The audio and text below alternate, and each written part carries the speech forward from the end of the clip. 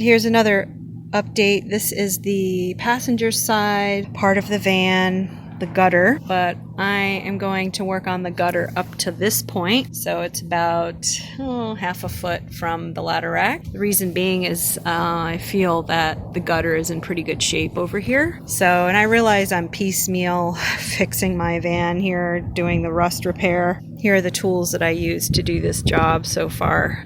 My paint remover, and not pictured up here in this gathering of tools is paint remover, but it's this orange paint remover, very toxic, but it helped me remove the paint here. And then of course these different wire brushes that I use to scrape the paint away. And I also dusted.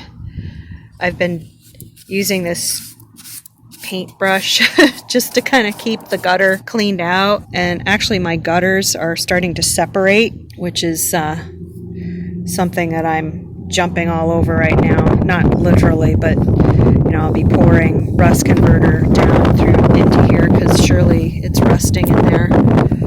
So there's my rust converter, and I'll get to work.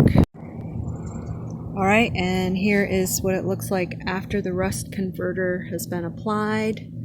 And I made sure to actually pour some rust converter into where the gutter is separating from the van, with hopes that I can save my gutter.